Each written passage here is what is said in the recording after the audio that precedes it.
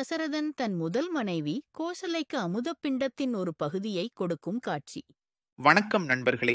கடந்த பாடல்ல கலைக்கோட்டு முனிவர் தசரதனை பார்த்து, அதோ அந்த யாகத்திலிருந்து பூதம் கொண்டு வந்து வச்ச அமுத பிண்டத்தை முறைப்படி உன் மனைவிகளுக்கு கொடு அப்படின்னு சொன்னார். இப்போ அந்த மன்னர் தசரதன் என்ன செய்ய போறார்?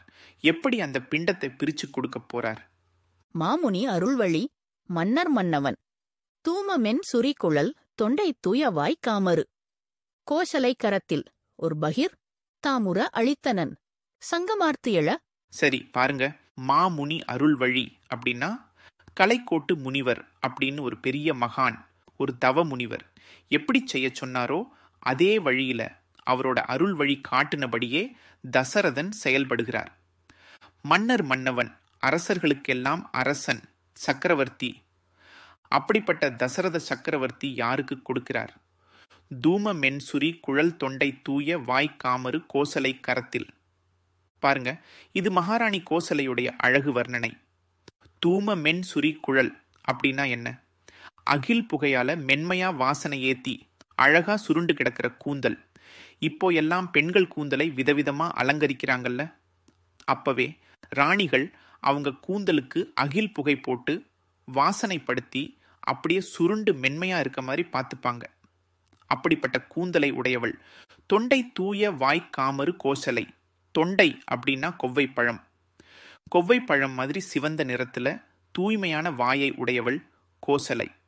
காமரு அப்படின்னா பார்க்கறதுக்கே அவ்வளவு அழகா மனசுக்கு ரம்மியமா இருக்கக்கூடிய கோசலை.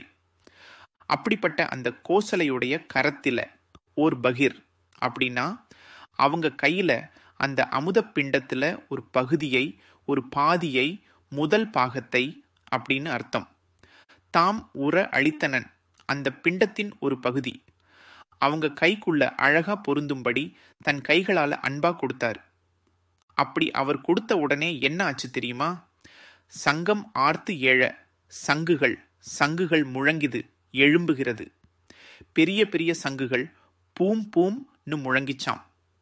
இது எதை சொல்லுது? ஒரு பெரிய விஷயம் நடக்க போகுது. உலகமே காத்திருந்த ஒரு அவதாரம் நிகழப்போகுதுன்னு தேவர்கள் சங்கநாதம் எழுப்பி அந்த மகிழ்ச்சியை வெளிப்படுத்தினாங்கன்னு கூட சொல்லலாம்.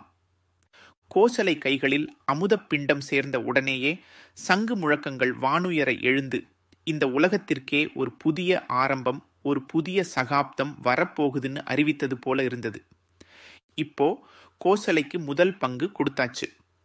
அடுத்த பகுதி யாருக்கு காத்திருக்குன்னு அடுத்த பாடல்ல பார்ப்போம்.